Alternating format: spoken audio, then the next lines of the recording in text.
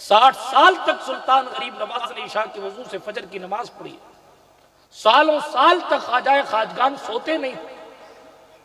غریب نواز کو جانتے ہیں آپ؟ نہیں جانتے آپ صرف اس طرح جانتے ہیں کہ وہ ہماری مرادیں پوری کرتے ہیں، ہماری آرزویں پوری کرتے ہیں، رشتے اچھے مل جاتے ہیں ان کے ہاں دعا کرنے سے، گاڑیاں مل جاتی ہیں، مکان مل جاتے ہیں، ہم بس اتنا ہی جانتے ہیں۔ آپ نہیں جانتے کہ غریب نواز کئی سال تک نہیں سوئے تھے، نہیں جانتے آپ۔ اگر جانتے ہوتے تو آپ کی فجر سو کر قضا نہیں ہوتی۔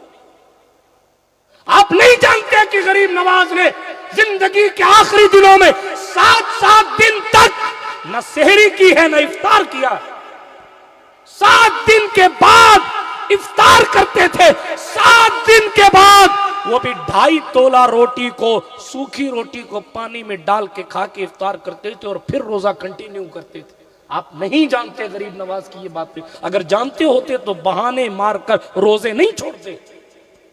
نہیں جانتے آپ خواجہ پاک کو، انہوں نے کس درد کے ساتھ اپنی ماں سے اجازت لے کر اپنا وطن چھوڑا تھا، نہیں محسوس کر سکتے آپ۔ اتنے امیر باپ کا بیٹا ہونے کے باوجود سب کچھ خدا کے نام پر قربان کر کے اس بندے نے فقط اعلاء کلمت الحق کے لیے، جس بندے کے خون میں امام حسین کا لہو جوڑ رہا ہے، وہ یہاں کافروں کی پھٹکار کے لیے آیا تھا۔ بجائے استقبال کے جانوروں کی جگہ بھی بیٹھنے نہ دیا جاتا اور وہاں سے بھی اٹھا دیا گیا۔ یہ عزت تھی، لیکن دین کے لیے اس قربانی کو بھی سرکار خواجہ نے قبول کیا۔ ہم نے کیا کیا دین کے نام پر؟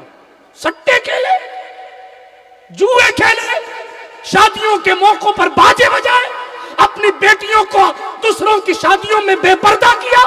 ہم نے کہاں مانا خواجہ کو؟ جھوٹ بول رہے ہو، اپنی عقیدت میں جھوٹے ہو۔ سچے تو وہ لوگ تھے جن کو ہم قطب الدین بختیار کاکی کہتے ہیں، سچے تو وہ لوگ تھے جن کو بابا فرید کہا جاتا ہے، سچے تو وہ لوگ تھے جنہیں علاء الدین علی احمد صابر کہا جاتا ہے۔ کیوں صابر کہا جاتا ہے؟ کبھی سوچا آپ نے صابر بنے کیسے؟ علی خواب میں آئے تھے تو کہا اس کا نام میرے نام پر علی رکھنا، حضور خواب میں آئے تو فرمایا اس کا نام میرے نام پہ احمد رکھنا۔ ماں باپ نے اسی لیے دونوں کا ملا کر علی احمد رکھا۔ علاء الدین آپ کا لقب ٹھہرا تھا کہ دین کو بلند کیا تھا ایسی جگہ پر جہاں چاروں طرف سے کفر کا ہنگامہ ہے، وہاں اکیلا توحید کا جام جم لیے آج بھی بے مثل و بے مثال شخص موجود ہے۔ مگر صابر کیوں؟ نام صابر نہیں ہے، پیر نے لقب اور ٹائٹل صابر کو صابر دیا تھا۔ کیوں؟ لنگر کھانے پر ڈیوٹی لگائی تھی مرشد نے۔ آج ہماری کنڈیشن کھانے پینے میں کیا ہے؟ ہماری کنڈیشن شادیوں اور دعوتوں کی کیا ہے؟ الامان والحفیظ کھانے پر ڈیوٹی لگائی تھی مرشد بابا فرید الدین گنج شکر نے، ماموں بھی تھے، پیر بھی تھے۔ فرمایا تھا علی احمد علاء الدین، لنگر کھانے میں کھڑے ہو کر لنگر تقسیم کرنا تمہاری ڈیوٹی ہے۔ آج کوئی بندہ دعوت رکھتا ہے اور کہتا ہے صاحب لنگر بانٹنا ہے، معاف کیجئے گا تو بوٹیوں کی ایک پتیلی الگ رکھ لیتے ہیں لوگ، آخر میں کھائیں گے۔ یہ امانت میں خیانت، بغیر اجازت۔ مسلمان کہاں ہے؟